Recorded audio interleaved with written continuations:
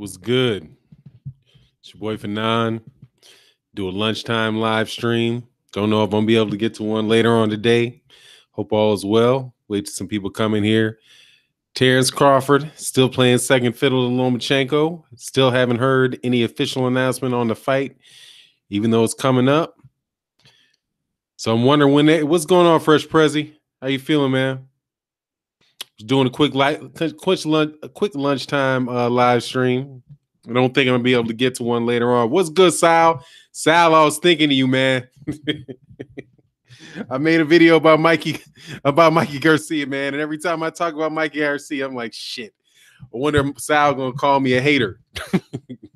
But hey, man, it is what it is, man. What you doing? What's good with you, Sal? Dirk Kirkland in the house. What's good, man? What's happening with you? We got Cornelius Littlejohn, Aaron the Laughter. What's good, man? How you feeling? Detrayus Bates, what's good, man? How you feeling? King Ra, King J Ra, Fanon Don. Thanks for the stream. It's all good, man. Let's have a good lunchtime conversation, man. What's good, Black Reality TV? Colonel Dirk Urkel, Ray Zone 718. What's good, my man? Jimmy Millord, salutes, Fanon. Salute to you as well. Got Melvin Jackson, Rashard McClarty. Oh my God. How do you do Chef Boya? Oh, Chef Boyardee, man. Is that Chef Boyardee you saying? What's good, man? Yeah, Bob, I would love it if you could, man. We'll see what's going on, man. No more Mikey promotions?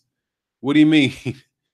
I see you for now. Yeah, yeah, man. Hey, seriously though, Mikey tripping, man, on not defending the lightweight champion one time, and then saying that he wanted to go fight Lomachenko. He wanted to fight. Move down to fight Jorge Linares and unify. But then as soon as Lomachenko gets that fight, he talks about moving up. That sounds shady, Sal. That sounds shady. Fanon the Canon. What's good, G-Lex? But I understand, we're going to get the same. We're going to get the usual, get the arguments, the legitimate arguments about making money, da-da-da. But he was going to get good money for that Robert Easter fight. So it looks like, according to Robert Garcia, that he's going to wind up staying at 140 pounds. Justin Eady, what's up? What's happening, man? Damn, what's wrong with my computer? Okay, tunnel vision. Fanon Crawford playing third fiddle to top rank at work. Got that house going to make a killing when I resell it in 24 months. That's what's up, man. Make that dough. Real Talk 90. Whoa, what's the deal, Houston, and the mixed man down all the way. I'm not sure what that is, man. Dana Jones said, yeah, Byram did the same with Manny, trying to get him to fight on the Horn Bud undercard. Yeah, man, that's bananas. But he wasn't going to do it. He kind of messed that up, man. And I think that might be what's holding up the announcement on this fight with Terence Crawford and Jeff Horn, is now they got to figure out how they're going to pay him. At least that's my thought, man. But, Bob Arum this week is full of surprises, man. So, just when I think I know him, he pulls something out. Dr. D Block Express, keep the videos coming, fam.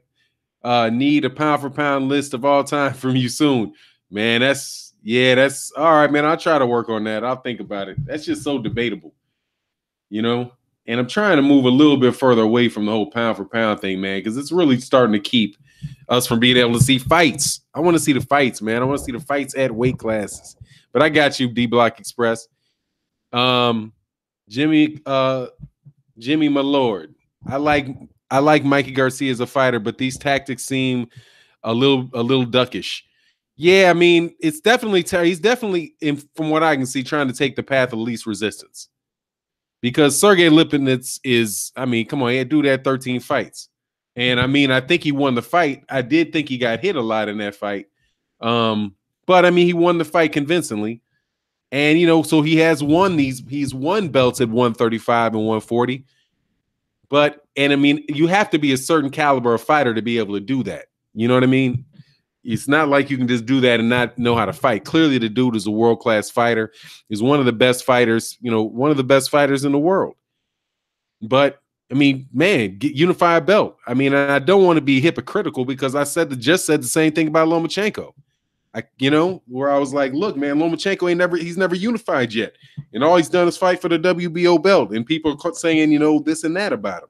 Right? So when he gets up now to 135 pounds and fights Jorge Linares, and he says he wants Mikey Garcia. Mikey Garcia is the WBC lightweight champion.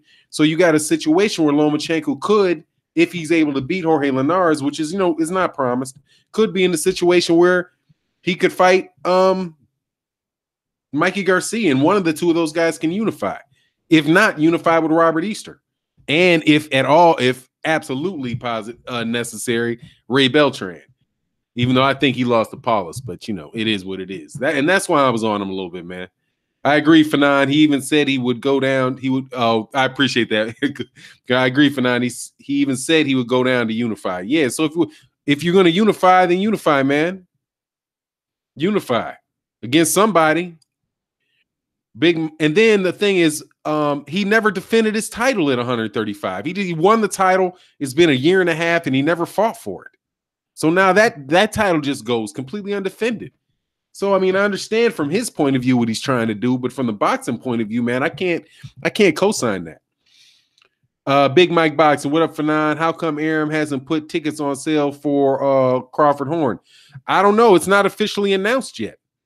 I don't know what's going on with that, man. I don't know what's going on. They said to expect a big announcement soon, or expect an announcement soon. So, I mean, what is it? It's supposed to be in about, what is that, April? Is it April 24th that fight's supposed to be? Something like that. So we're talking about 6 weeks. I mean, it's about time to make that happen, man. But I know their pay-per-view thing that they're trying to go through, that had to have fallen through, because they can't put Horn Crawford on pay-per-view. And if they don't put it on pay-per-view, that means that's going to take from the budget, the ESPN budget that they have. Because when you put it on pay-per-view, that means that whoever attends, whoever buys it, is pretty much covering the cost of it. So it wouldn't be coming out of Top Rank's budget for that fight to happen. But now, with it not being on pay-per-view, now they've got to take that fight they got to take the cost for all of that out of their budget that they get from ESPN and pay for it, which could have ramifications for other fight cards. So, it's real funny over there, man. It's real funny. But, like I said, man, Bob Arum surprised me this week when he made Lomachenko versus Jorge Linares. And that's not an in-house fight. So, I guess they're kind of share the costs on that a good bit. But, hey, man, it is what it is, man. And I know also that Jeff Horn held out for some money. So he's like, yeah, I'm going to take it. I'll take it because he wants to defend his belt, but he wanted to get a little more money. So we'll see, man. Prince Akeem, what's going on, man? Curtis Anderson, Fanon, Crawford has to leave Top Rank. It's a no-brainer. I hope he does. I would think that, but, I don't want to count another man's money unnecessarily. I mean, ain't like I ain't done it before, but, I would like for him to free up, because I want him to be free to fight the other guys at 147. Oh, big up, Yafse Fanon, Barbados in the building. What's good up there in Barbados, man? Just got your notification, so I'm checking in. That's what's good, man. Appreciate that, man. Eliud Escobar, what up, Fanon? Just checking in before I go to work. Appreciate your channel, man. Much appreciated, man. Just out here talking, but I definitely appreciate you showing up, man, on your way to work. Dana Jones, maybe they'll give Devin Haney a shot at the title. Well, eventually, man, I think that's gonna happen. Devin Haney's a heck of a fighter, man. He looks good, man. The Emeritus 195 interim Comey team ordered immediate purse bid. Easter can't unify with Garcia. I mean, I'll leave that alone. I'll be interested to know whether or not that's the case or not. But hey, man, how can you order an immediate Comey team ordered immediate purse bid? How do they order an immediate purse bid? This is for what, the IBF? I don't think that's how that works, man. I don't think they can order an immediate purse bid. He just won the fight, and I think that the IBF has to order the fight, and then after that they have 30 days. And if they can't come up to they can't come up to an agreement, then after those 30 days, then they say that then they order a purse bid, and I think they give them another 30 days or something like that to work it out before the actual purse bid happens. So I don't think you get an immediate purse bid. I think what you get is, I mean, he might have made him his mandatory, because I don't know if the last one was his mandatory or not. I don't think Javier Fortuna was his mandatory. If Shavkov wasn't his mandatory, they might. So, you know, it is what it is, man. If he can't do it, he can't do it. But I mean, I wouldn't be shocked if some people could, you know, pay some step aside money or pay some type of fee to see if they could get the unification going before that, man. Eric Stinson, what's good, my man? What up, Fanon? Driving, listening to your show. Appreciate it, man. Hope you enjoy. Jay Rye, if Horn loses, I can't see him fighting any top welterweight. I mean, somebody will take the fight with him, or he might go over there to UK. I don't think if he loses, he's going to be done. I mean, there's no shame to losing to Terence Crawford. Owens Box, they keep pushing hard for now. Yeah, man, we trying to do it over here, man. It's been a good month. Thanks to you guys tuning in. It's been much appreciated. But hey, we got 60 people in, 26 likes. You hit the like button while you coming in, man. Oh, and Alud Escobar, no worries. Ange? Oh, I was just checking. Okay. Okay. Am I taking you to work? Okay. All right. Sorry, that was the wife. She just came in. What up, Fanam? Chosen one. 15. What up, family? What did Crawford do? He didn't do anything. His fight hasn't been announced officially yet. It's like everybody's sitting around waiting for them to, you know, to actually announce the fight, man. So they haven't done that yet. Shark Skin at 7 at Dope Channel. I'm subscribed, man. Much appreciation, man. I appreciate that. You guys come in. We got a couple more people came in. Hit the like button or the dislike button. I'll take a dislike button or two too. KO, what's good, my man? I'm chilling, man. Just having a little lunchtime stream, man. Have a good conversation with the subscribers and the people who like to talk boxing. Do you think Bud beats Spence and one time? That's a Jeffrey Sharp. Right now, man, the book is out on it, man. I can't say. I think that I would give. I'll say, like I've said before, I want to see the fight with Horn. If he busts up and runs through Jeff Horn, then hey, man, yeah, that dude's big trouble at 147 for anybody. I think he has, based on what I know right now, I think he has the ability to beat Spence, the ability to beat Keith Thurman. You know, but the question is, you know, I mean, I don't think it's so far out there and obvious to me that I would just say I know that he's gonna win, something like that, you know. But you know, I believe he's got the ability to do it. That's for sure, man. Fanon, I hear about the other champs at 135, but why are they not mentioning Robert Easter's name? Because people make excuses for them not to mention their name. It's just, I mean, that's why I make videos. I'd make the videos about Robert Easter, man. And I'm not saying that I think Robert Easter, you know, is, you know, head and shoulders above everybody, you know, at 135 pounds. But he's a dangerous fighter who comes to fight. And as long as people keep keep saying, oh, you know, acting like the guys won the fight before it happens, then he won't get a fight. They take a path of going to take a path of less resistance, where it's less risky. So you got pretty much every champion at 135, or everybody that wants to fight for a title at lightweight, saying everybody's name but his. And I mean, it's like obvious, man. He's right there. But, you know, you have fans that say, oh, well, you know, I think he lost to Javier Fortuna. No, I think he lost to Shavkov. I think he lost to Richard Comey. He doesn't fight tall enough. He doesn't, I mean, critiquing it. The dude won, man.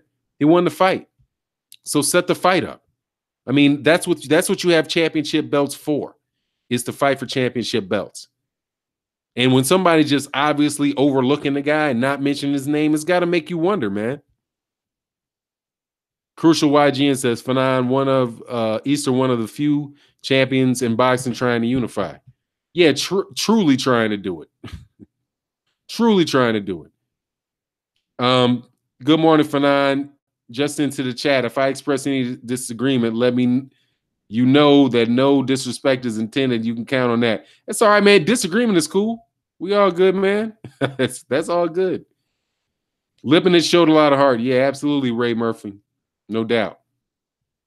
Easter's okay. I said that one. A Fernando Valenzuela. I like that Mikey is staying at 140. I want to see him move up to 147 as soon as possible. Not drop back down to fight Easter. Sorry, fam. Easter will get whooped fairly easy by Mikey. Then let me see it.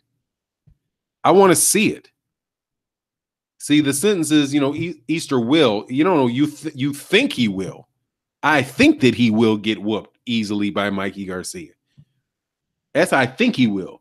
Not he will. I want to see he did. And if he does, then cool, he did. But moving up to 147 for what? If he gets away, I mean, he'll get away with it because there can't nobody make him do anything. He can't make him do anything. But what's he going to do? Move up to 147, fight who?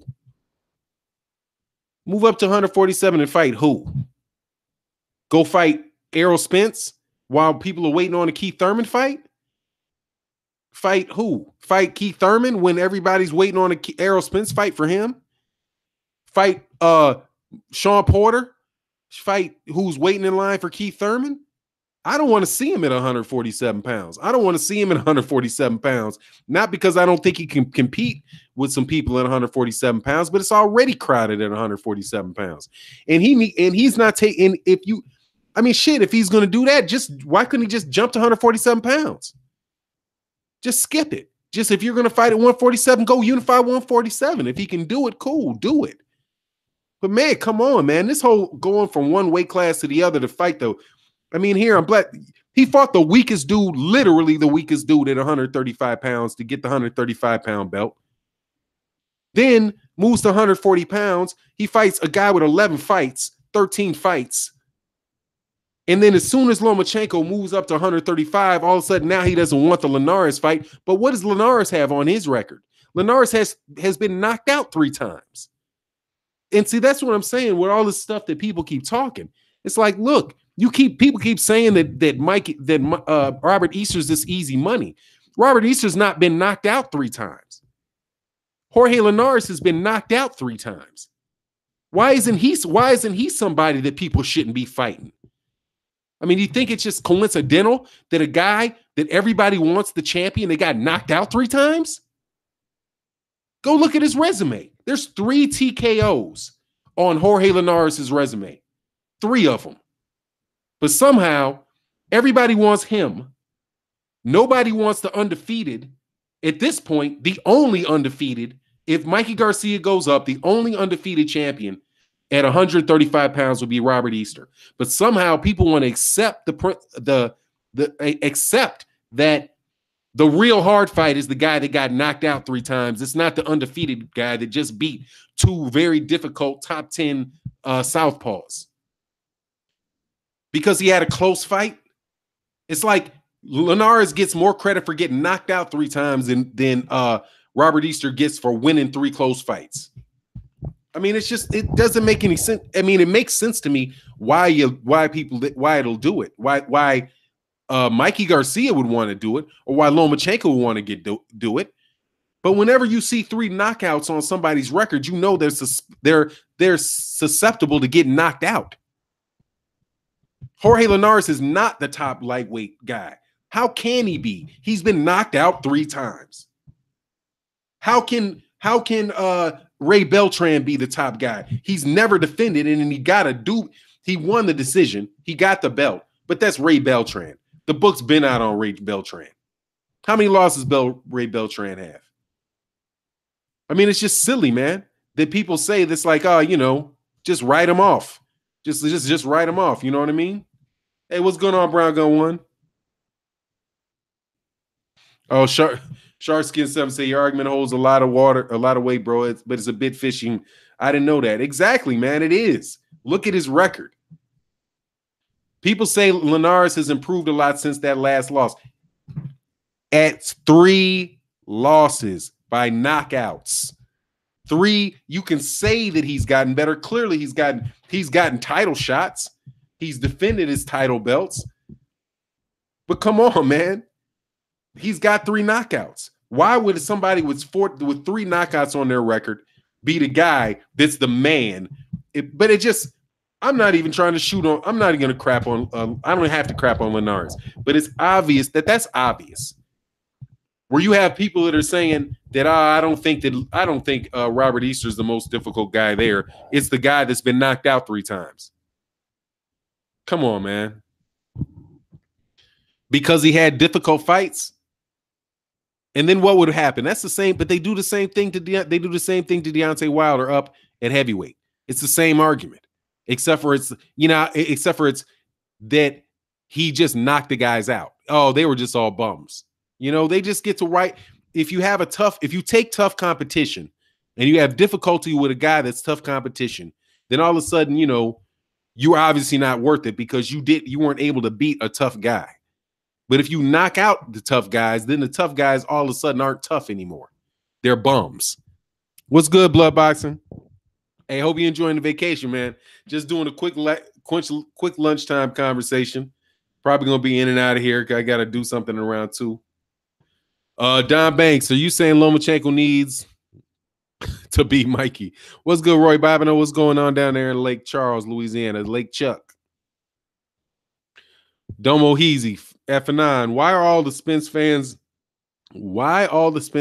love Crawford until he actually moved up and became a threat to Spence? Now Crawford ain't fought nobody, he's overrated, etc. I've never heard that. I haven't heard that. I haven't heard that at all. I'll tell you this though. My thoughts on why you'll see that is that people want to see Errol Spence Jr. fight Keith Thurman. Because that's what has been percolating, and that's the fight that's been up there that people want to see for a while now. And that's my take on it.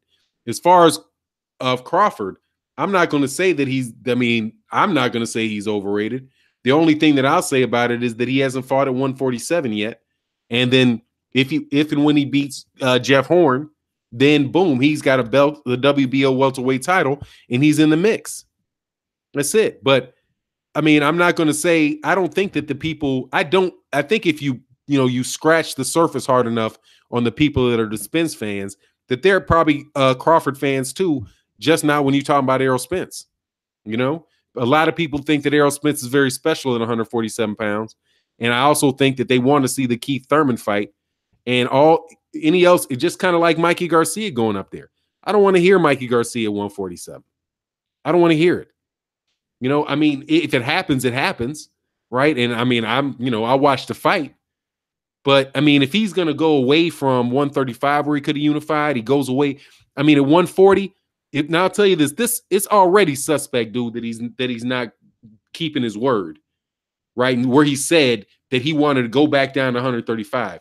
If Robert Garcia is right and he doesn't go back down to 135, to me, it's looking like he's running.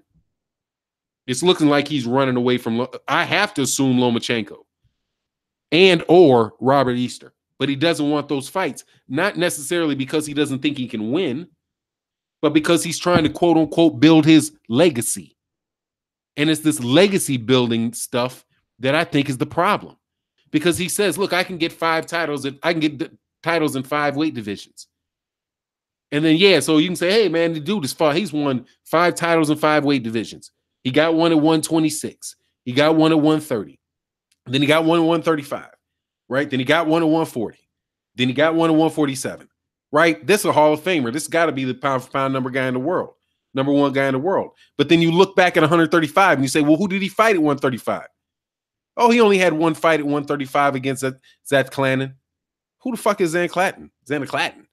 Oh, pretty much a journeyman that fought for a vacant title. And so Mikey, got a warm-up fight he got a warm-up fight at 135. Then he beat a guy, a journeyman. And then, bang, did he ever defend 135? Nope, never defended 135. Well, what did he do next? Oh, well, he went to 140. Who did he fight at 140? He fought Sergey Lipinets. Who's Sergey Lipinets? Also, it was a kickboxer, a transition kickboxer with 14 fights.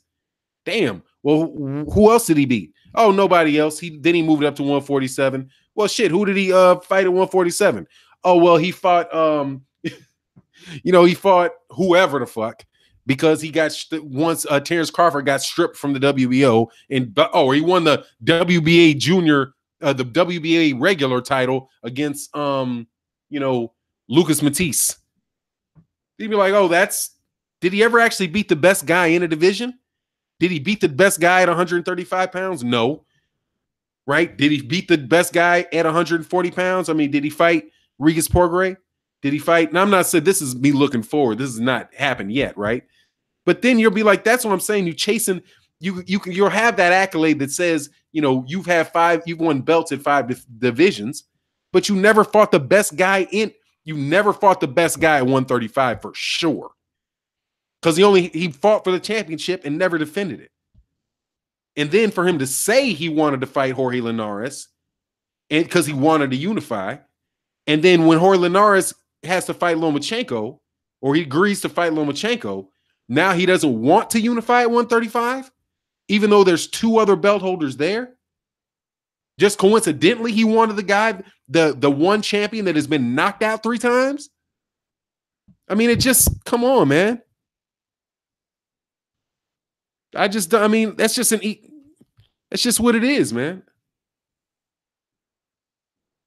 Fanon, these UK fans are crazy. Now they're saying Wilder's fans are jealous of Anthony Joshua money. It's funny as hell. They always do that, man.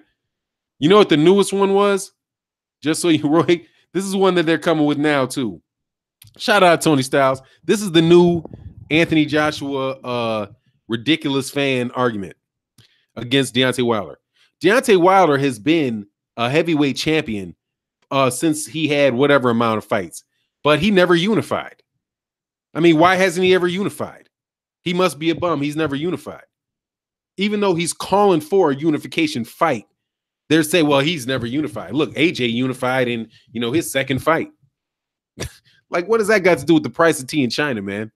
What, you know what I mean? They're just going to say whatever they want to say, man. They're going to say whatever they want to say because they don't want to see the fight happen.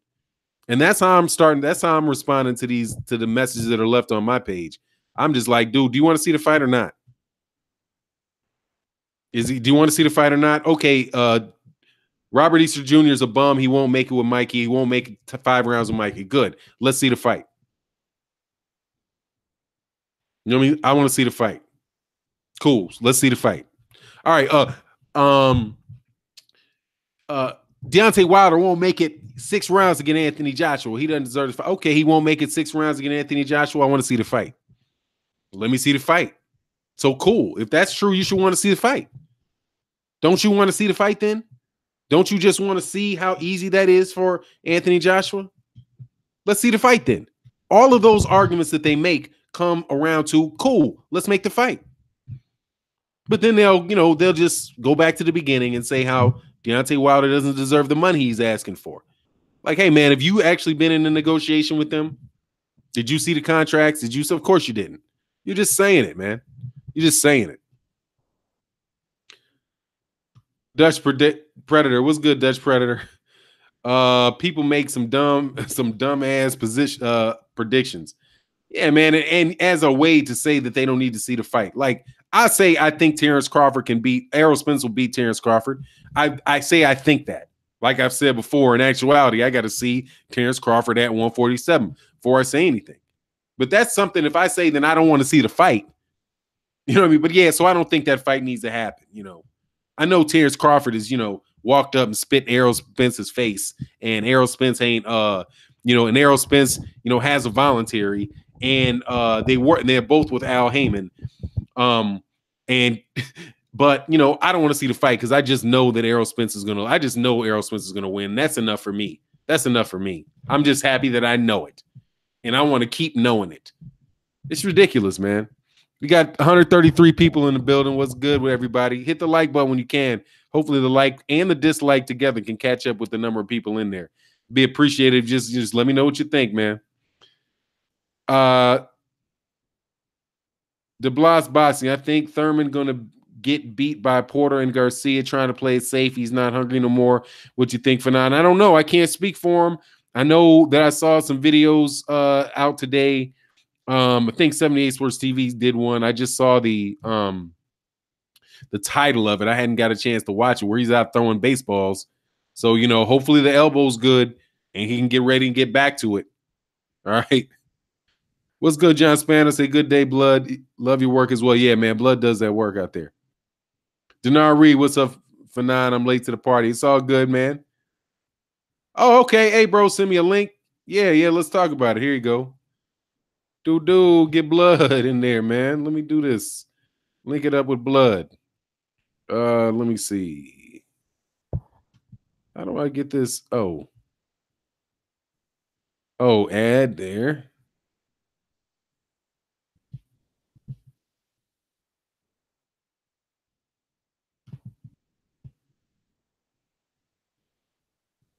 All right, there you go, blood. You got a link. Let's roll. That's what's up. I got you, blood. I just sent one. Just did it. You too for not great work. Hey man, I appreciate that, John Spano. Was good, man. Tony Styles, absolutely Fanon. They never want to see the fight. They just want to talk about what their favorite fighter would do, but not actually want to see them in the ring or their favorite fighter prove it. Yeah, it's ridiculous, man. It's like, come on, man. Make it hot, man. Make it happen. You know what I mean? Yeah, let me back up. It sucks. Yeah, Mark Bennett. It sucks that fighters nowadays. I guess I should make sure I got that I can see when blood comes in.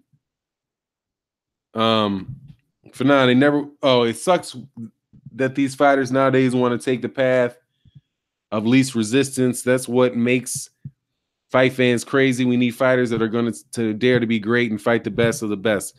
Yeah, pretty much, man. Or at least got dog. Excuse me.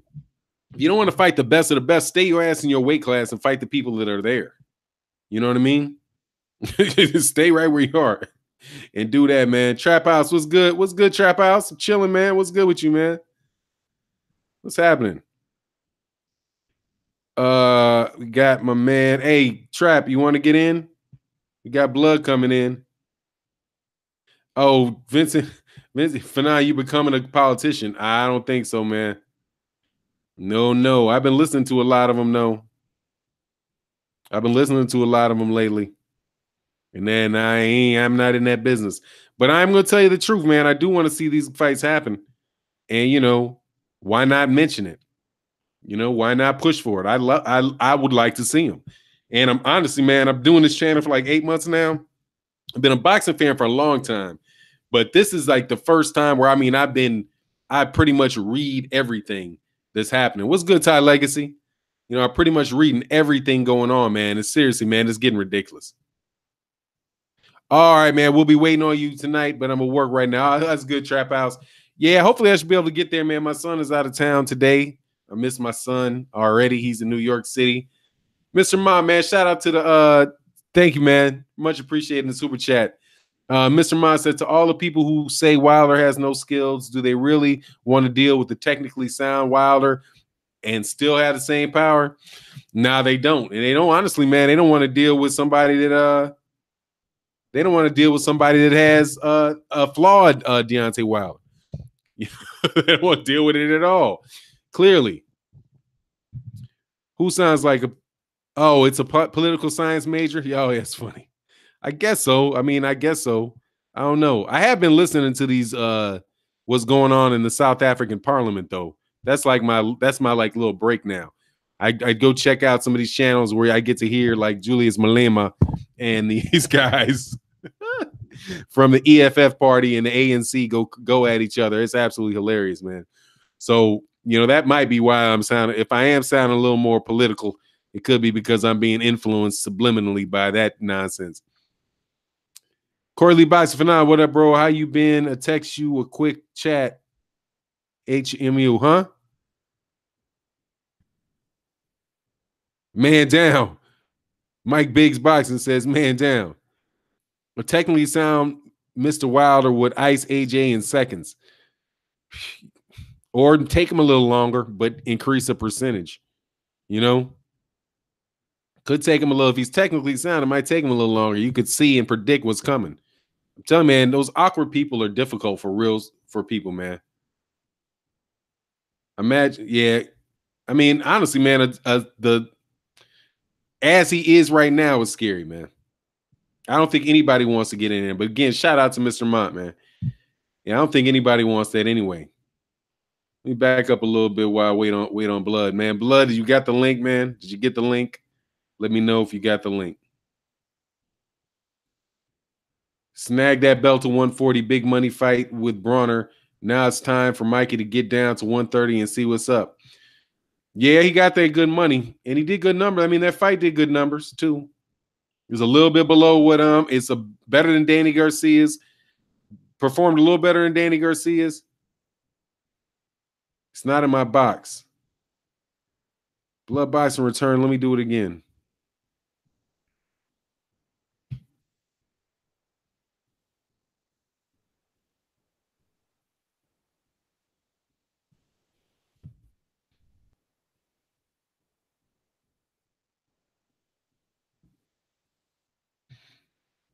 All right, I did it that way. And what I'll do is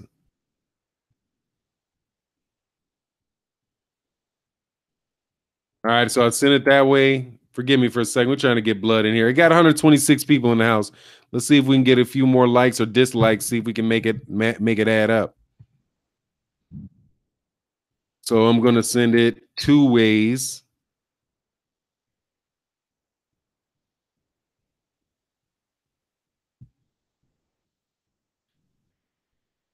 All right, there you go, blood.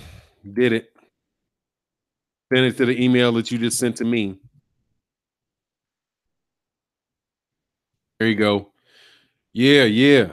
That's a good lunchroom deal, man. It's a good, a lunchtime thing, man. I'm hoping I ain't got any real work. I know I got some shit I got to do for work, but going to have some communications right quick. Eddie Hearn was talking so much like he always do, talking about AJ with Wilder versus Easy. I mean, at this point, man, I can't even. I'm having a hard time even listening to Eddie Hearn. He's just saying whatever the day is, whatever he feels like that morning. Harold Trim for 9. 3 quick questions. Did your son arrive okay? Yes, he did. Thank you for asking. I hope he ties his tie correctly. We'll see. It's probably not going to happen, but hey, man, good learning experience. How was Chef Alley Cat's chicken? Great as usual. Will you and Ashley do a collaboration? I sent her a link yesterday, and I think she jumped on right when I was jumping off. I haven't been able to verify with her, but definitely we're going to do that. I definitely want to do it. Brendel Wilson, what's good with you? Life's good over here. Dutch Predator says AJ Wilder in a street fight. Oh, my God. Definitely Deontay Wilder. Definitely Deontay Wilder. What's good? We got blood in the house. Yo, can you hear me, brother? Can you hear me? But I can't hear you. Blood? Yo. All right, cool. Oh, I'm sorry. I had to do something. I can hear you now. Oh, yeah, man. What's up, bro? How you doing, man? Hey, hey, it's good, man. It's good. Life, I'm chilling. How you feeling? Hey, man, I'm feeling good, bro. I'm off work. I ain't made it to Clearwater yet, but I'm finna leave pretty soon, though. Just trying to get a couple things together. But yeah, man, I was listening to what you were saying, man, about this Deontay, the latest thing coming from the Deontay Wilder haters, okay, about he didn't unify and all of that. Okay, they don't know their history. Once again, you got to go back to when Klitschko had the belt. You got to look at all the politics that went along with that. There's a reason why it took him, well, shit, it still ain't been unified yet. The division still ain't been unified. And shit, why ain't Anthony Joshua unified? If they want to ask that, then why ain't Anthony Joshua unified? He ain't unified. He ain't making no power moves to unify. Deontay Wilder is. Hey, blood, these fans, they come in, they fly by night, and they come in all late to the discussion, asking dumb questions, set us back. Hey, blood. What's up, bro, man? I got a little echo. I got to make sure I get rid of this echo. Okay. I know it's not coming from my end because I muted the stream, so I could only hear you through the Google Hangout. Okay. Oh man, I don't know what I'm doing then. Hold on, let me try to work it out. But while I say that, but they're using that, they're using the here, I'm actually gonna hit my own sound. The reason why they're saying that is because they're doing that Floyd Mayweather Jr. Definition of unified, as if when you unify just 2 belts, right? So when he was the IBF champion, or whoever he won, Anthony Joshua won that belt against Charles, Charles Martin, right? Charles Martin, yeah. Whatever the rest of them were in the vacant titles that he unified. Yeah. But I think what we're talking about, and believe what you're talking about, is that when you unify all the belts, you have all four. When you unify them all, you're undisputed. Unified champion is just you have some of the belts. You have to have all four of the belts: the IBF, the WBA, the WBO, WBC, to be an actual undisputed. If you have any of the two, then you're a unified champion. And so he's the best that Anthony Joshua is. We haven't had an undisputed actually since Lennox Lewis. You know, Klitschko never became an undisputed because we didn't expect him to fight Vitali. So, you know, that's understandable. But now that we don't have two brothers reigning at the top anymore, we want an undisputed. All these soccer fans, they don't understand because they wasn't watching boxing back then. They don't get what's going on. They just come into the discussion all late, listening to soccer fans and sounding like dummies, like as usual. They just have a hate for Deontay Wilder. That's what it's all about. They just don't like him. Look, man, all we want to do is see the best fight the best. That's it. Let's make it happen, man. Stop making excuses. That's all I'm saying. Shoot, man, I'm 100% with you on that, man. I'm 100% with you on that. But hey, man, unless people talk about it, if you keep going on what Eddie Hearn says, and you know how popular somebody is, how many tickets they sell, and you know what the size of their chest is, and all that other nonsense, you know, hey, man, you know, people, you know, there's a sucker born every day, man. There's a sucker born every day. What's your thoughts on this, on Mikey Garcia, man, and moving out of not going down to 135?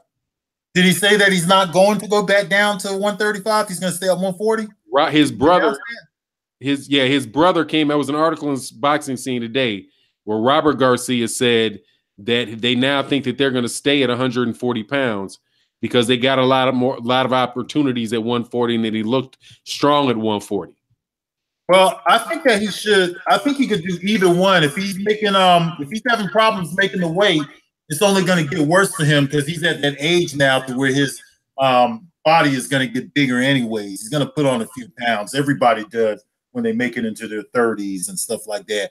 But I think that he should stay at 140, man. The division's wide open. Like I said, you know, Terence Crawford, he totally took over that division. And when he vacated, as predicted, the belts were going to go all over the place. So if he stays at 140 and cleans up there, then I think that he'll be ready for 147 after that. He ain't ready for 147 right now, though. I mean, he looks good against guys like Sergey Lipinets, but Sergey Lipinets is no Errol Spence. Sergey Lipinets is no Keith Thurman. You know, the only one I would give him a chance to beat at 147 would be Danny Garcia. To be honest with you, I don't care about 135 that much with Jorge Linares and Robert Easter Jr. and all them. They got to get it together and get an undisputed, and then I'll pay attention to the lightweight division. The lightweight division is a traditional division that Roberto Duran and names like that once owned this division. So let's get some prestige back to the lightweight division. If it's going to be Lomachenko, if it's going to be Robert Easter Jr., if it's going to be Linares, that's fine. If Mikey Garcia is going to leave, then he needs to vacate his WBC belt because I believe he's carrying that strap there at 135 and take his ass up there to 140. There's a lot of shit going on up there. I think you got him. He's got the IBF, all right. I think the other belts are vacant, if I'm not mistaken. Or did one of the other belts get summed up yet? Let me check it real quick. I know they have Amir Imam and Ramirez is fighting. Okay, yeah, they're fighting on the WBC strap, but that has not occurred yet. So that would be that somebody will have that belt. Probably, I don't know who's going to win between Imam and Ramirez. That's a hard fight. But the WBA and the WBO is totally vacant. So it's there. The division is there for the taking, but none of these guys want to step up and fight. All these guys in the rankings, you know, these guys are not fighting each other. Now we got this guy Regis Prograis. He has a one of the secondary belts. Okay, so you know it's between him and Regis Prograis, man. In my opinion, it's between Mikey Garcia and Prograis.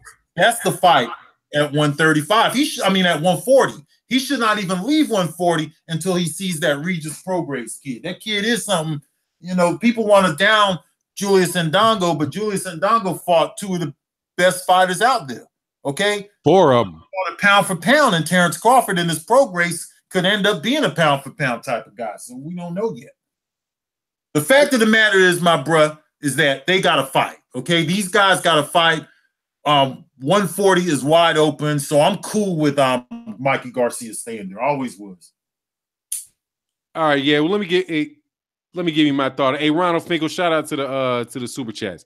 My thing is, because I do like 135, and you're right, Blood. The 140 pound, there's only one champion at 140 pounds, from what I can see, and that is Mikey Garcia now with the IBF championship. Yes, but the thing that the problem I got with Mikey on this is this. At 135 pounds, just last week, he was talking about how he was going to move back down and unify, that he only wanted to go up to 140 for one fight. And he was going to fight Sergey Lipinets, then he was going to come back down and he was going to fight Jorge Linares. But then it gets announced yesterday that Vasyl Lomachenko and Linares is going to fight.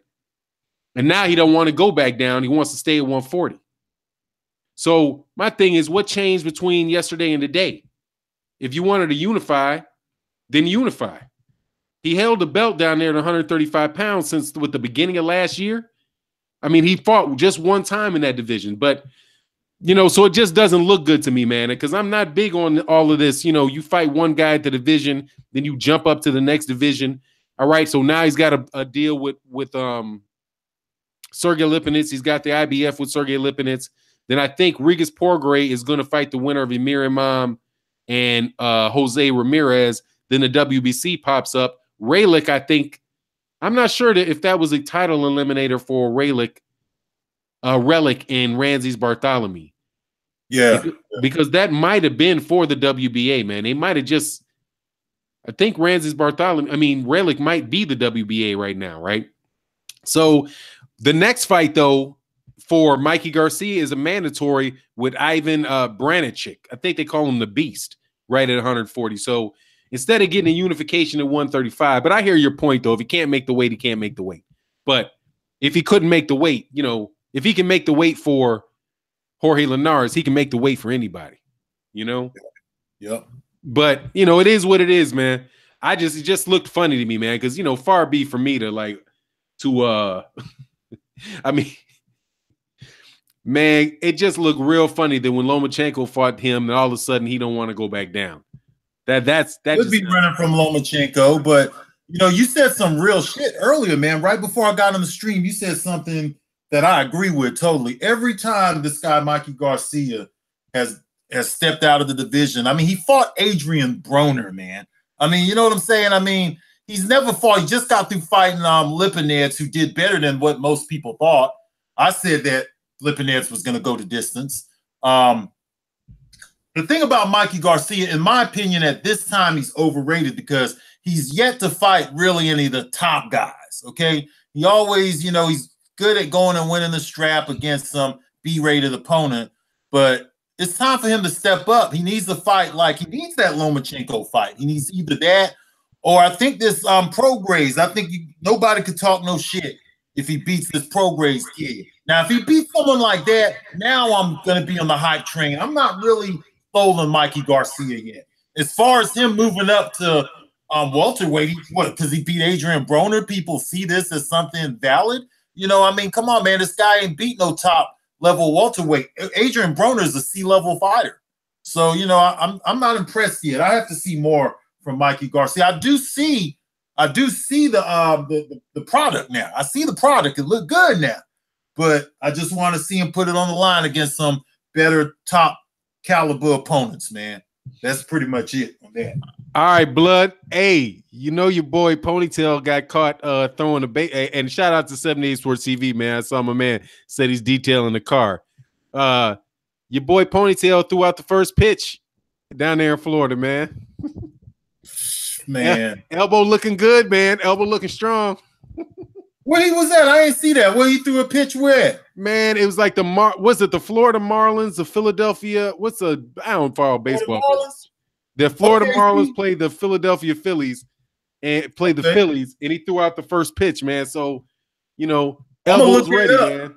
Well, look, I'm getting ready to go to Clearwater, and I'm going to be looking for Keith Thurman's now. So I'm hoping that he's in Clearwater. That's why I'm wondering where the fuck he at, because my boy, he said he know where his gym is at. He's going to take me over there on Friday. So I'm going to take my camera, and if he deny me, I'll just put the shit on camera.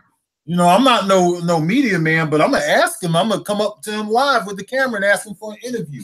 And when he say no and all that shit, I'll put that shit on, you know. I'm telling you, I'll post that shit. So if he say no, I bet you his ass will give me an interview. Let me catch his ass at that gym on Friday. I bet you I get his little ass to give me an interview. I'll be willing to bet money on it. Oh, man, that shit would be hilarious, man. I'm looking forward to it, man. Trap House said he's just out here, and he said that he's wondering whether or not Mikey Garcia is going to fight Josh Taylor. But if he does, Josh Taylor, I know you're familiar with Josh Taylor, aren't you? Yeah, hell yeah. Well, because Trap House, you know, sent me the video and kind of made me be familiar with him, because I had to get familiar with him because of Trap House. I couldn't talk boxing with Trap House in that division unless I got familiar with Josh Taylor. You know what I'm saying? So Josh Taylor's kind of nice, man. That's a cat. Did you check? I did an interview with Regis Porgray on the channel, man, if you hadn't checked it out. And no, you did that. Friday? Man, when was the fight?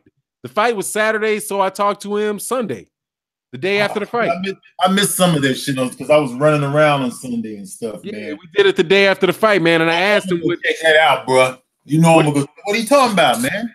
Oh, man, he's talking about, he said he's an animal. He said, he's a savage, and he thinks he respects Mikey Garcia, but he's gonna fight. He's supposed to fight the winner of Amiri Imam and Jose Ramirez, and he says when he gets done with that, then he wants to fight with Mikey. Said he wants to fight with Mikey Garcia. Then I asked him about what he thought about Josh Taylor. He's like, yeah, Josh Taylor's real good, man, and down the road that would be cool. I'd like to do it. And then I asked him about 147, man. He gave us that great answer, dude. Because he was like, look, I mean, yeah, at a certain point, yeah, there's more money in 147 and all that, and I'd like to do it. He talked about having fought Spence in the amateurs. Yeah. But then he said, but I want to stay at 147. I want to unify at 147. I want all the belts. No, he said he wants all the belts at 140.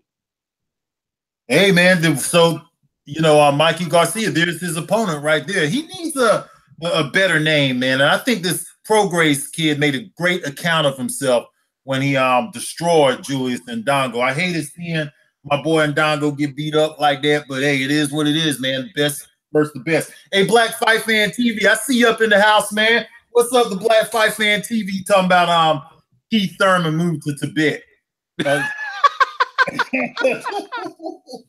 Hey, that's more like, you remember Eddie Murphy, the Golden Child? Uh-huh. That's his girl. Yeah, that's who his wife remind me of, the girl from the Golden Child and Eddie Murphy. You remember that? Yeah, one? I remember that, dog. Hey. I got the knife. A lot worse than that.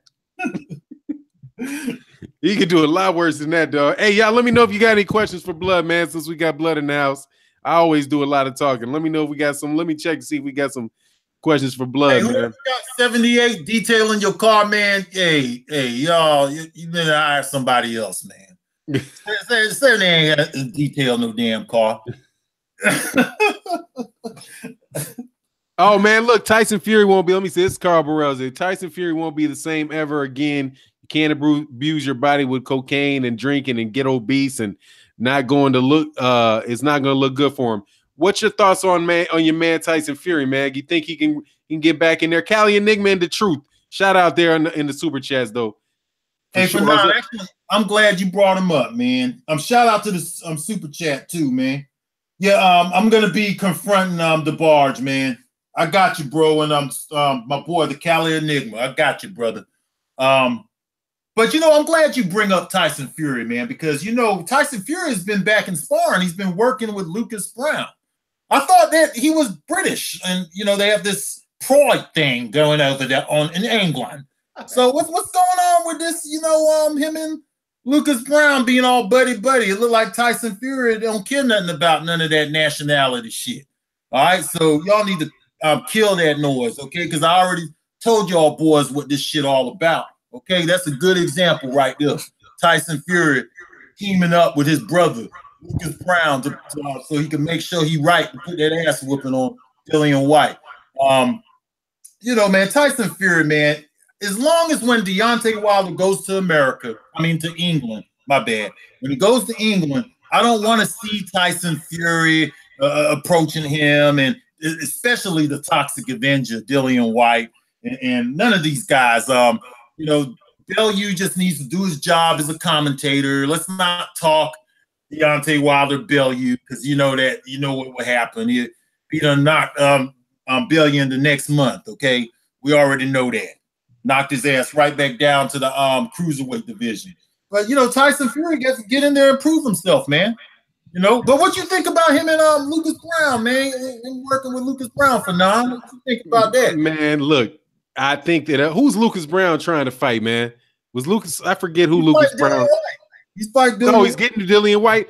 Hey, man, that's who he's fighting, man. That's cool. I mean, it's good work. It's good sparring, man. Honestly, those guys all, you know, I don't give a shit, man. Honestly, I don't care about. I want to see when Tyson Fury announces his next fight. I'm cool. Get 2-3 fights in so you can get back to the top of the division. We know what's going on. But until he does that, he's not part of the equation in the heavyweights to me. Absolutely. And they keep bringing him up as a distraction, though, man. You know, want to take the focus. Some of these soccer fans who got channels, they want to take the focus off of Deontay Wilder. But it's really about Wilder and AJ. Nobody gives a fuck. They say that people care about that fight in the UK, but the UK is just a small little place. I mean, Florida is as big as the UK. All right, so it is a little old place, man. You know, worldwide, what people want to see globally is Wilder versus Joshua. Exactly, and that's what I'm waiting on. And I don't want to see. I mean, like, we're gonna know after this Joshua fight. First of all, I mean, after this, Joshua Parker fight. Number one, if this dude gets a funny stoppage against Joseph Parker, man, I'm through. If it winds up that he gets that it ends and looks like that Takam fight, I'm telling you, man, before that before the Wilder Ortiz fight, I was like 50-50, because like I don't like to pick fights until I'm like, I damn sure know. You know what I mean? Like, I damn sure know that if what the hell, Julius Ndungo fights Errol Spence, or Errol Spence was fighting Lamont Peterson, I was just like, all right, what round is he gonna throw the towel in? That shit's obvious. So, but before that Ortiz fight, I was like, I mean, the Ortiz fight, I was like 50-50. I was like, I don't know for sure what's going to happen. After that fight, now I'm thinking that they're going to push that shit back further and further, because he going to have I'm more 55-45 now for Deontay Wilder now, man. And that's dude, and I'm noticing more and more like expert, fighters and stuff saying that they don't think Joshua's going to go the distance. Man, I just want to see that fight. And then if Deontay Wilder beats Anthony Joshua, I want to see a rematch. But until Tyson Fury, you know, he's back, so I'm glad that he got all that shit behind him, and you know that he's working out and he's heading towards getting a fight. And I understand that probably would be the bigger fight in the UK, or I'll assume that with the truth. Shout out to the truth with the truth, and we also had Dr. Blick on the channel. He said the same thing. That, you know, there's a large faction of people in the UK that want to see that, you know, but shit, until that happens, we ain't got to wait around another year and a half for Deontay Wilder, because I think these cats are just hoping Deontay Wilder can lose, and then, you know, they won't have to face the music. Yeah, absolutely. So they won't have to face the music. So I mean, that's where I'm on that, man. I don't really care, and I like Tyson Fury, man. And I would say honestly, man, if Tyson Fury was all the way together, I might give Tyson Fury, if Tyson Fury was the Tyson Fury who fought Klitschko, I might give him the advantage over everybody. But, you know, he's definitely the biggest threat, I think, for Deontay Wilder. If he could get in really good shape, that's going to be a good fight down the line, just because of the styles and things like that. Tyson Fury's a bigger guy who could actually box. You know, he could do a little bit of everything, got a nice jab. You know, I'd really like to see that fight, man. Good. He utilizes nice movement in the ring. For such a big guy, he's got pretty good footwork. I mean, Fury is a good fighter, man. You know, your boy in the comment section, The Truth, asked me a question. He says, if Joshua is Bruno 2.0, and what is Dillian White? Well, if Joshua was Bruno 2.0, then Dillian White, Gary Mason 2.0. So there's your answer, Gary Mason. Okay, that's the new Gary Mason, man. So anyway, as far as what I think is going to happen with this, if Deontay Wilder and Anthony Joshua fight, what they're really afraid of more than Joshua losing is the fashion that he's going to lose in, because they know that Deontay Wilder is going to embarrass him. And what's going to be really funny is how Joshua did all this talking about how I'm 250 and how he's 250 and Deontay Wilder less than 220. But it's going to be real funny when he put that old Alabama strength on him, and we see him pushing and manhandling Joshua, who weighed 30 more pounds. Cause it's like Black Fight Fan TV said, man, my father's a cowboy. So being in his environment, I've seen big old strong guys. That's what we call country strong. You know what I'm saying? You have to see it to believe it. And I've seen these guys too. My father himself is a big, well, in his day, the big old, cowboy, a black, like a damn well black hillbilly or something. But there's some strong, you got that country strength. That's what he's going to do to Anthony Joshua. And then when he KO Anthony Joshua and Anthony Joshua nose bleeding and all that, people don't want to see that sight because it's going to be funny to see Bruce Leroy getting that show enough treatment. You know what I'm saying? Yeah, hey, shout out to the Cali nigga in the super chat. He said Joshua mentioned 2020, but now he's thinking 2030. Let me give you my thoughts on that, blood. Okay. It ain't that strength. When you look at somebody that got all the muscles, you're not using all those fucking muscles in a punch. You're not using all that shit, man. You could have a swole up Latour's, a cut six pack, big ass biceps, triceps, toe muscles, all that shit. But those muscles aren't specifically toned and developed to do what you want to do. You know what I mean? So like my daughter plays tennis, right? So you'll have a dude who's just real strong, real big, right? You pick up a racket, and my daughter she's a muscular girl, but she's a 16-year-old girl. They can't serve nowhere near as hard as she can, can't hit anywhere as hard as she can, because they develop their muscles with all that weightlifting. They're not doing that shit. It's not designed. What they're doing isn't developing the specific type of strength that they need. Where you have you ask about what my man Ernie Shavers, right? And that's what Ernie Shavers said. They're like, how'd you hit so hard? He's like, shit, I used to chop wood. I'm from Alabama, and I'd go back to the house and chop wood, throw fucking wood pieces around, and he did that shit. Not in a weight room with somebody saying, oh, give me 10 reps a day, give me 10 reps, give me 10 reps. No, that motherfucker like, look, you pick all that shit up and move that shit. Or cats in Chicago, like people would do a lot of like plyometrics and stuff, like box jumps. But back in the day in Chicago, before they tore the projects down, they used to have to walk up 20 flights of stairs. So I'm like, shit, if you spend 10 years walking up 20 fucking flights of stairs 7 times a day, shit, you're gonna be scratching your head on the top of a basketball rim. So that's what I think. The muscle memory going to somewhere else. You know what I'm saying? But as far as I'm telling you now, Deontay Wilder is gonna manhandle. And I heard one of these soccer fans, they have a channel, and they were talking about how, wait till the fight comes up, and how we're gonna be scared and we're gonna start getting nervous before when the fight happens. We're going to start changing our narratives right before the fight. All of us from the LDBC and guys like yourself who's pro Deontay Wilder, right before the fight, this clown said that we're going to change our narrative and we're going to hear a different tone in our voice right before that fight comes. Hell no, he's going to knock. The only time I was a little nervous was when he went into that Ortiz fight, but I won't feel that way with Anthony Joshua. I'm going to bet money on that fight. Shit, that's one of them fights. I might even put like 5,000 dog on the line, bro. Because that's how dumb I was going to them betting sites, man. I'll put like 5,000 on the line because I know for sure Deontay Wilder winning. I'll take 5,000 out and put it on the line on Deontay Wilder because that's how stupid these people are believing these media outlets and stuff like that. But when Deontay Wilder manhandled Anthony Joshua and Bruce Leroy, he don't got the glow. You know what I'm saying? Bruce Leroy in this situation don't got the glow. So when he laying on them ropes with that bloody nose, I don't know. He might even quit. I think Anthony Joshua might quit in between because he seemed like the quitting type, the way he talk and stuff. He lacks confidence. He has no confidence in himself. So he'll be one of them motherfuckers to sit on the sit in the corner with his nose bloody and talking about I'll come back next time and all that.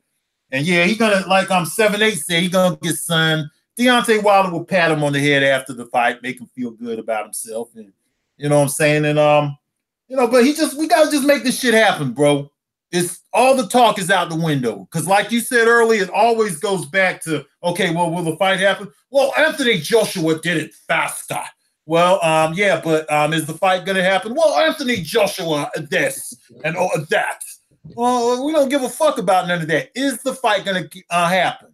Well, he had to go and he had to put together, unify the belts. I don't give a fuck, man. I know how he unified them belts. I know who Charles Martin is. I know what happened with the WBA. So you talking to the wrong motherfucker. You ain't talking about, you know what? I'm sorry about the language. Let me cool back. Nah, you good. Go ahead. But yeah, you're talking to the wrong bro about that right there, man. I know what happened. Do you know what happened? Because if you're telling me something that's stupid, because they sound dumb, like when they say, well, he's the one who unified the belts. And I'm asking myself, well, shit, do you know what happened? Do you know who Charles Martin was? Do you know what events occurred for him to get those belts? Hey, man, educate me, man, because I don't recall off the top of my head. Let me know. Because I don't want to have, because I was thinking shit, I'm going to go just try to remind myself of what happened. It goes back to Tyson Fury, dog. Look. Oh, I know that. Oh, yeah, they all were Tyson Furies. You know what happened? Yeah. You know what I'm saying? Tyson Fury had the belts, and he never had the WBC, okay? Tyson Fury never had the WBC because that WBC split, that goes all the way back to the two brothers, okay? Because, they couldn't fight. The two brothers couldn't fight, so we couldn't get an undisputed out of that. And then Bermain Stavern got the WBC. So we know what happened with the WBC, and for whatever reason, that was never resolved. I don't know why when Stavern became champ and he was marching around with Don King, we just weren't feeling Stavern. We weren't feeling it because nobody supported him. I remember when Stavern was champ, and I was asking to myself, like, damn, ain't nobody giving this brother no love over here. But, he just lacked personality, Stavern. He lacks personality. He don't talk, and, he just, he didn't step up for himself like Deontay Wilder. Plus, he just wasn't the fighter that Deontay Wilder is. We all knew that. And at that time, Klitschko still had those other straps, so everybody acknowledged Klitschko as the man. Tyson Fury comes in, he beats Klitschko, and then he decides that he wants to use steroids and go to the British pastry shop and get bangers and mash and steak and kidney pie and fish and chips and snort cocaine and not get enough Near for his back and Rogaine for his head and whatever the fuck it is he was doing. He got fat. And when he was going into that rematch with Klitschko, he began to doubt himself because I thought he doubted. He was never prepared to go into that rematch with Klitschko. He came in there all fat, coming to the press conference, pulling off his shirt with his fat gut hanging out all over the place and, looking like a disgrace. Nobody want no champ, no heavyweight champ like that. So he went and sat his ass down, and then he had the steroid allegations too. So, yeah, that's what happened, So when he gave up the belts, Charles Martin beat some bum guy named Glasscock, okay? Who we all knew was a garbage fighter. We knew he was a trash can fighter from Eastern Europe, another overhyped guy who basically gave Charles Martin the belt. It's a joke that these two even was fighting for a belt. When they announced this fight, I was going for it because, hey, I wanted to respect Charles Martin because I didn't know what he was about back then. I didn't know much about him. So he ended up disappointing me down the line. But I wanted to be supportive of Charles Martin, though I did say on my video, and I think it's one of the ones I left up, that I don't know what these guys are doing getting this shot at this title. I don't know what they did to deserve it or whatever the case may be. But, I looked at the heavyweight division, wasn't much else there. You know, because a lot of people are saying the heavyweights are coming back, but really there ain't a lot of talented heavyweights out there right now. But anyways, Charles Martin gets it. Charles Martin, you know, he got some money for the first time in his life, went crazy. During the time period, he was supposed to be fighting Joshua in training and came in looking fat because I seen him looking slimmer on other fights before Charles Martin. He looked slimmer on some of the other build up to the Joshua. I looked at him. I saw a couple of the fights, okay? He came in there fat. He got money for the first time, acting stupid like he needed psych meds or something. And Joshua beat a bum fighter who's like, you know, a C-level fighter. So you're making it like he did something great. He basically just cleaned up what opportunities he was given to him off of Tyson Fury being a lazy-ass heavyweight champion. So, and then he was gifted, the WBA gifted their belt on the line for the Klitschko fight, who was coming off of a loss and a 2-year layoff. So none of the heavyweights were making noise for 2 years. So it was, nobody even had an argument when Klitschko was coming back off of a loss after 2 years. So yeah, that's what happened, bro. That's what happened. Joshua did not do nothing spectacular, you stupid ass fuckers. You know, you suckers always bring up this shit to me talking about, well, he's the one who unified the belts, like he went out on some historical run like what Larry Holmes did in '79, which I covered on my video, when he cleaned up around '79, beating top-notch contenders when Ali was coming out the gate, okay? So it's nothing like what Holmes did, you stupid fucks. Do I need to educate you guys all the time, soccer fans? And that's right, it's called soccer because football is played in the NFL. All right, dude, you're killing me, man. What's wrong with your boy? Hey, let me hit my own. Hello? Yo. All right, yeah, okay. I don't know how that went away. It went away. All right, yeah, man. So what's your thing? You know, you hear your boy Kell Brook acting like you know, he trying to take out Errol Spence Jr. He said he gonna bash him at 154 pounds. What's your take? What's your take? Number one, he needs to focus on getting him a belt at 154. And I also heard that he was talking some shit to Charlo. He gonna, man, this guy, first of all, he needs to leave them Texas brothers alone. All right. Texas wore the shit out of Kell Brook. All right. Texas gonna wear him out. Texas gonna beat his ass down. He fucking with them Texas boys. He better educate himself. I told you, man, that country strength is something different. I ain't trying to be biased here, man. I guess I am, but nah, you're not. By the way, hey, Blood, let me cut you for a second because I want to remember. I saw the Black Fight Fan TV put in there. He's like, man, you can't build country strength. It's just natural. Yeah, man, that is right, dog. You do have them boys down there just so ridiculous. They just strong, big boys, strong dudes. I got you. Go ahead though, man. I want to. Oh, but hey, super chat, man. Malik says shout out to LDBC. Thank you. Thanks to all you brothers. Go ahead, man. Shout out Malik Omar, man, for the super chat. Keep bringing it in for my boy Fanon here. But, you know, he beat some guy over in England, man. What was that guy? Where's that guy from that he beat? The guy he just beat. Wasn't that the guy who fought Ricky Hatton? I can't remember where the guy from, but that's not Errol Spence, okay? It's getting to your head, all right?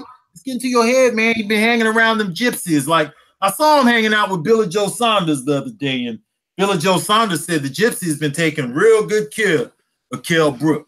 But when Kell Brook fuck with them Texas boys, they gonna beat him down and, you know, beat him into submission every time.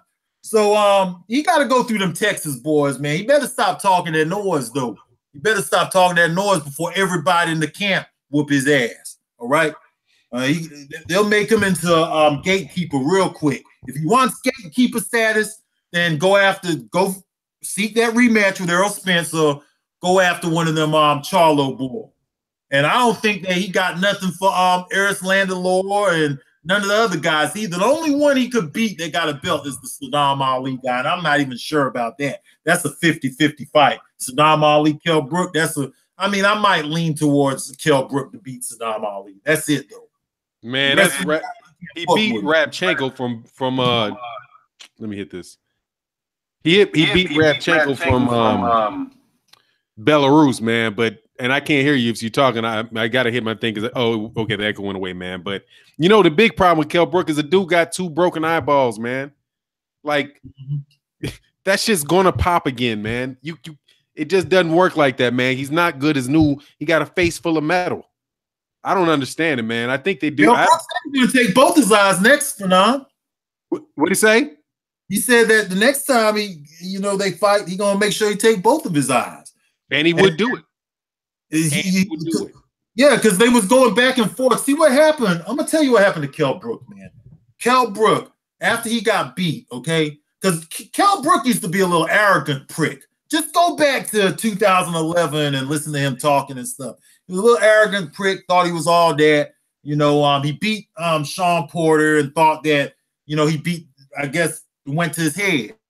He felt like he beat him a good American and went to his head. And then Errol Spence not only beat his ass, but he came to his hometown. He came to his hometown and took his fish and chips from him, man.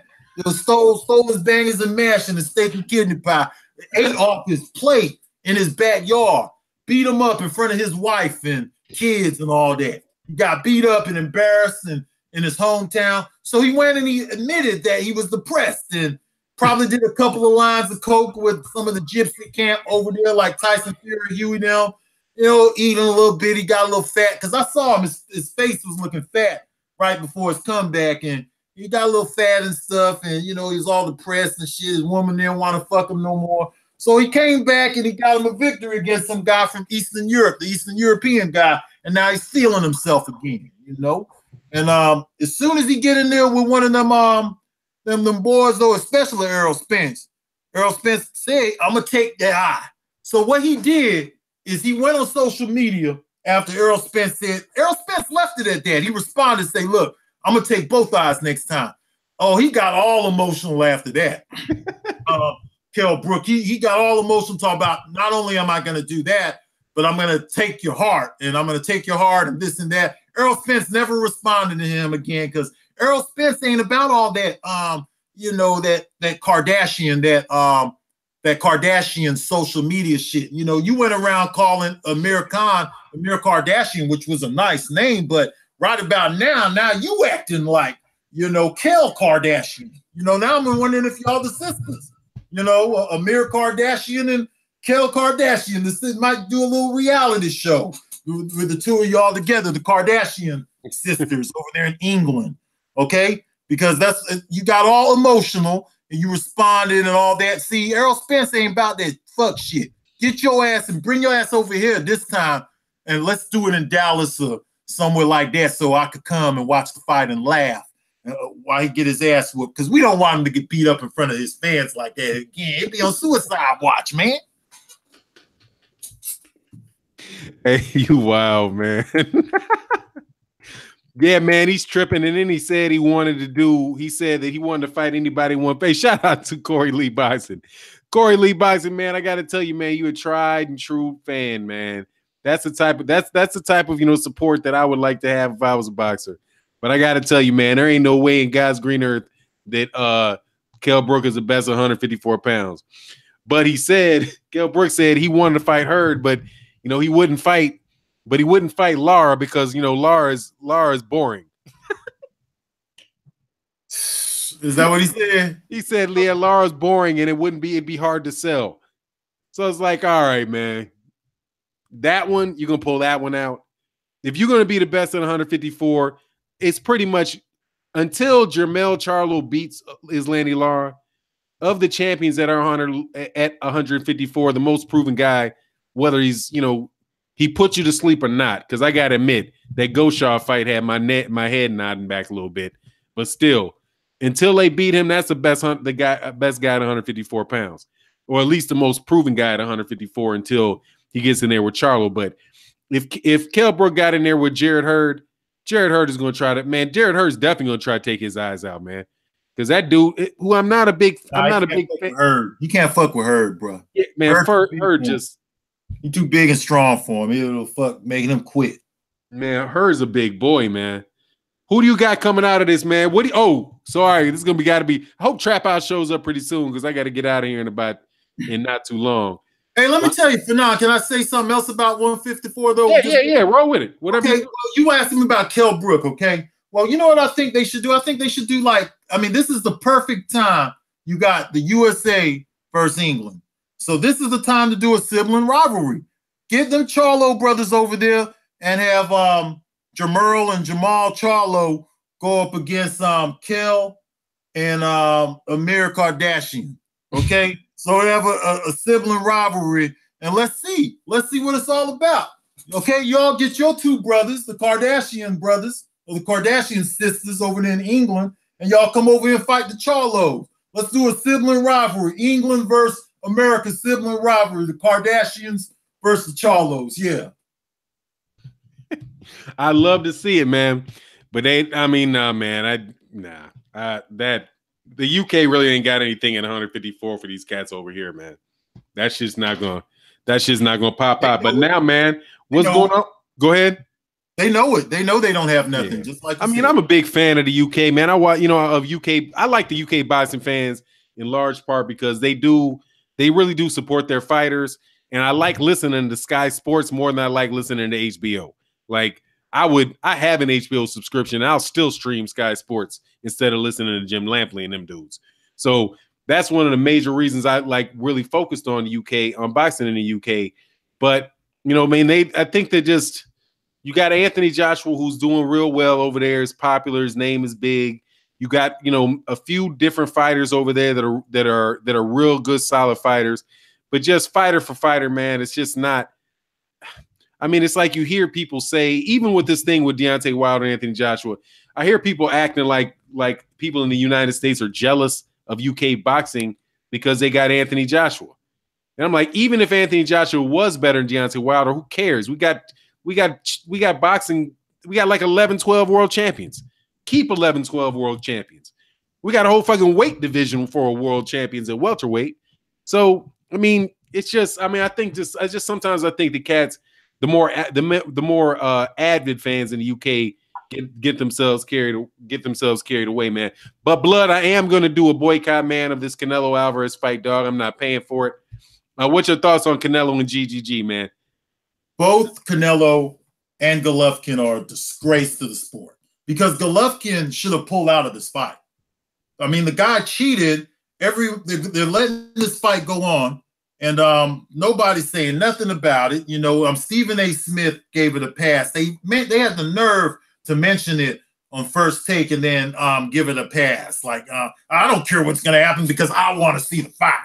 He went into that, typical Stephen A. Snitch verbiage that he always goes into. That's why I can't listen to that cat. And he should never be allowed to talk boxing.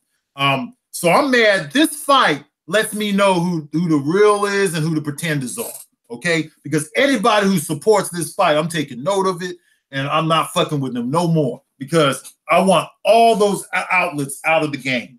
I want them all out of the game. There ain't shit we could do about Stephen A. Snitch them because his outlet is just way too big. I mean, First Take gets millions of views. By the time you share the videos and see how many go around on people repost the videos on different outlets and stuff. I read on the internet that they do millions of views daily. First Take. So they have a big platform. And this, so we have to do our job as the fight fans and speak on what's wrong. I don't give a fuck about nanogram or whatever the fuck. See, I don't get into all that talk. All that talk that they talking about now is a waste of fucking time. Look, it's on the banned substance list, right? He had it in his system. That's it. It's over. He had it in his system. Fuck how many now? Because everybody talking. I've been trying to listen to some of this nanogram talk and shit, and it's getting repetitive and redundant. Oh, you talk about OJ measurement. Hey, real quick, Blood. Hey, man, Dr. Zuigo, thank you very much in the super chat, man. Much appreciated. He says, I'm at work and I'm laughing my ass off. Y'all are fooling today. Yeah, Blood be going, man. Dudes, that's Blood, man. Gotta love Blood. But go ahead, Blood. Yeah, but if you listen around, these Montero guys and they're up here talking about how much. I think the word is nanogram. I don't know if I'm saying that right. No, you're right. It's a nanogram. It's a small measurement of blood. That's like the OJ shit. When they were talking about the missing blood, they'd be like, "There's 1.2 alleles of blood and whatever the nanograms." Yeah, all that shit. Okay. So, all right. Yeah. So they're talking about that. The fact of the matter is, it's on the banned substance list. Okay. Any drug screen that I've ever known of, if you got the shit in your system, you don't code that. Well, it's only a certain percent and all. They don't play around with that. Just take the shit off the list. If you're gonna be playing around and playing with the the percentage. Oh well, this percentage was in. Now we got all kind of experts and all kind of different people spreading different shit out about, well, if he would have had that amount, then he would have had to have ate the whole cow. And people measuring, well, it was nothing. It shows that he only had ate some a burger behind the stand. I've heard that from anywhere from a burger, a taco behind the stand to a whole cow. All right, from all these online experts on nanogram and all that talk. It's totally fucking bullshit. Irrelevant mumbo jumbo talk is dull.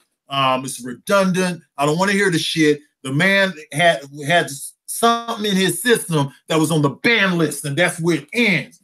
Point blank, period. That's it. No tolerance. That's it. I mean, what is it? That's some shit. That's what you call de facto from a man to say to you, a TV lawyer. That's what you call just de facto, dog. It don't matter, dog. Or per se. You are per se guilty, dog. That's a wrap. Once you do something, it's like if you're like, well, no, the girl was almost, I mean, she was 17 and a half. Yeah. She ain't 18, homie.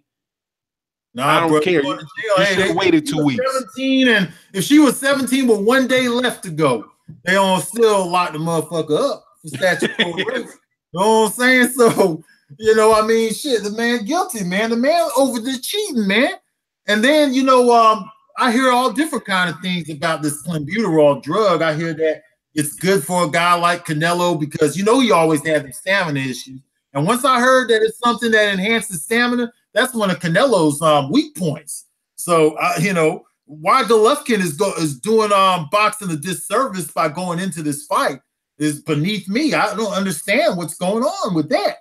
And he supposedly had a fan base, but I guess they ain't stick with him, so ain't nobody believing him now. He don't even want to hear what his own fans got to say because he know they was fake fans from the get-go. So he's in a bad position. He got a trainer too, okay, who protected Canelo Alvarez. His trainer, Abel Sanchez, his taco brother, his burrito brother, protected him, all right? Let him hand wrap to fight his opponent. So, hey, if y'all don't see what's going on, man, Stephen A. snitched them, didn't even mention that shit about the hand wraps. That's all over the news, man. What about Max Kellerman? Max Kellerman got nothing to say about the hand wraps, man? So what? This guy could just come into the fight. And I'll tell you right now, after Canelo Alvarez win, Charlo and all their middleweight dreams is pretty much shattered because Canelo might sign to fight Charlo, but he's going to have to deal with a non-profit agency, okay, which is VADA, which is under the umbrella of WADA, okay? And like I've said before, Fanon, I mean, you being an attorney, I know you know about field work because you deal with that kind of shit with your clients and stuff. So you know about these DCOs, these doping control officers they call, okay? They go out into the and do the field work and supposed to be collecting samples, and some of these guys can have IVs in their ass and all kind of stuff, and they don't report it, and or they half-ass report it, and they enforce their rulings different and things like that. These DCOs and stuff that's going out in the field, these guys make $40,000 to $50,000 a year. How am I to know that these guys are doing good work? You know for sure that it's not guaranteed that these DCOs are doing good work, going around, I'm supposed to be collecting these samples and doing randoms and all of that stuff, because we're always hearing some flaw shit. And we've heard flaw shit coming from every last one of these nonprofit organizations. And what Canelo is going to do to Charlo is he's going to make sure that Charlo is clean as a whistle, and he's going to come in there all roided up and all on clenbuterol and every other fucking thing, because the DCO that he got a good relationship with, that Golden Boy them paid, is going to make sure that they put that pressure on Charlo. And it's been going on for a long time, and nobody want to talk about it. I'm just going to sit back and laugh and the whole time when the shit happening, because I told y'all about it, 7 to 8 years ago. And that's why a brother like 78 could understand me, because he know what I was saying was the truth. You know what I'm saying? So, go ahead and think what y'all want on that whole thing. That's all I got to say. That's what's up, man. Hey, man, Dang, hold on. Yeah, you kicked a lot right there, man. It was deep. Yeah, I never even thought about the fact that you can pay off the processing agents. Yeah, because cats go through that a lot of time. Got to go through that a lot. Just inspecting, like, you have people who are inspectors for the city that are supposed to, like check the taxes, check licenses or whatever, and they might not have what they're supposed to have, but they take a little money on the side and get it moving. We got Trap House, man. We got about another 10 minutes left in here, Trap.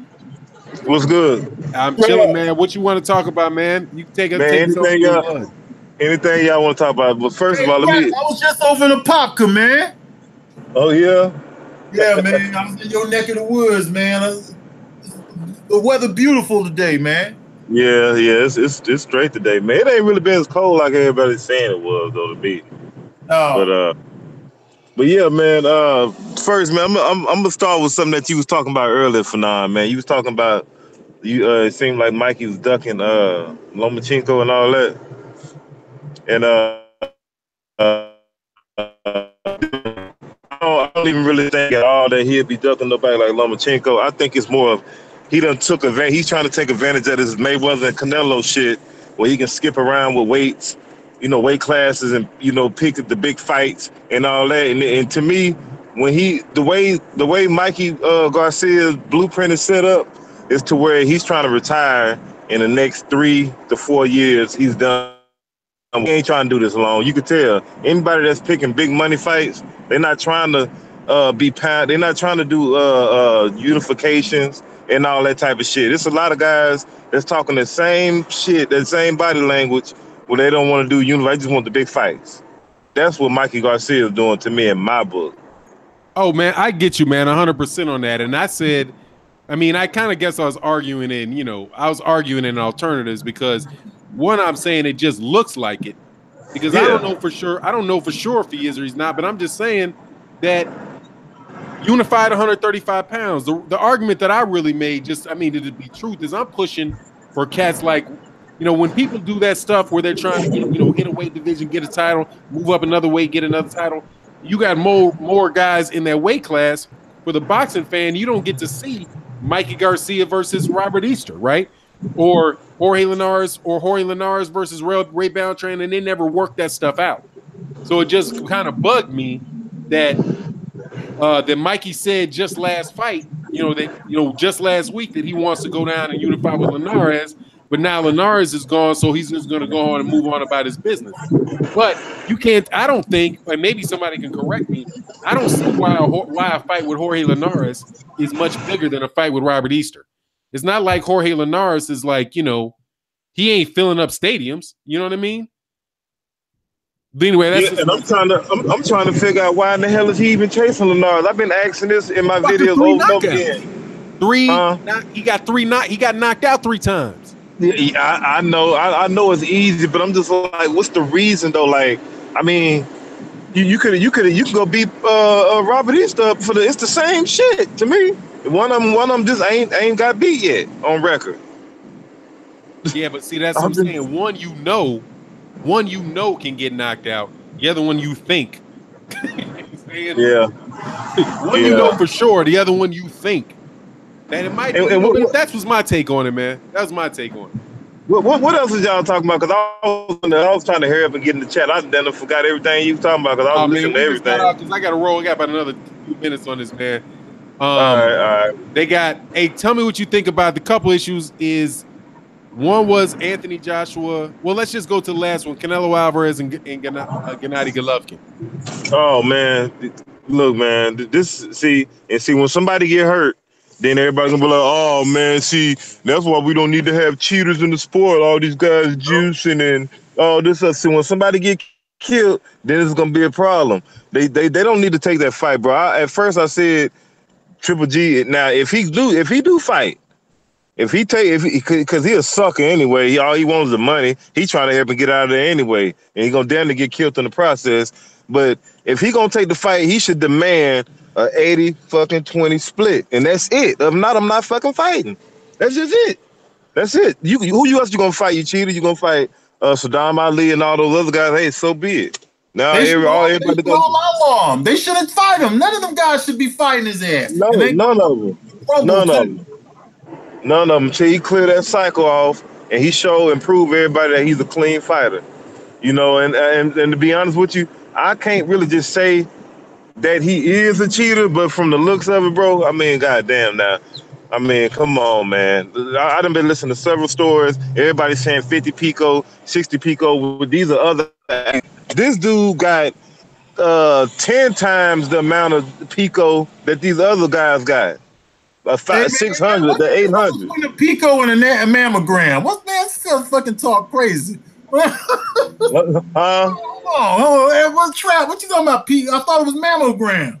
They said picograms and all this. I don't know, man. They said picograms and this and that. Look, I don't know about all that cheating, bro, because I ain't familiar with it. No, I just don't want nobody cheating, man. I just want to see clean fight, and that's just it, man. Yeah, you know, Canelo. Yeah, that's it, man. That's it. Hey, y'all. Hey, I appreciate it, man. Thanks, y'all, coming in impromptu for this lunchroom chat, man. I got my daughter I got to pick up, so okay. I gotta hit the bricks. Hey, y'all, check out definitely. Hey, everybody who's not subscribed to Trap House Boxing and Blood Boxing, go check out their channel, subscribe, like, hit the bell icon, because these dudes talk real good boxing. Trap House and I we're gonna definitely do a one-on-one. Hopefully we can get that done this week, Trap. Hey, Fernand, let me say one thing before we end, bro. Yeah, I know everybody's seen that Nate Gallimore and J-Rock. J-Rock might be on his way up out of there. That's all I'm saying. You broke up right when you said that. Oh, I said. Can you hear me? I can. Yeah. Nathan Gallimore and Julian J-Rock Williams is gonna fight on the Caleb Truex. The Jerry Hurd and the lower undercard. And I'm telling y'all, J-Rock might get knocked out, man, or stopped in that fight. That's all I want to say. Against who? Nathan Gallimore from Chicago, the Jamaican dude from Chicago. Oh, that's what's up. Okay, yeah, I see that right now. Cool. Good to know, man. Yeah. So we can talk about that later, though, man, whatever. All right, that's one. All right, y'all. Hey, man, appreciate you, Blood. Thanks, Trap House. Hey, thank you. Shout out to everybody in the super chat. Appreciation. I got my daughter, saying where you at. So I'm about to bounce. All right, y'all. All right, bro. All right, now. Peace. Peace.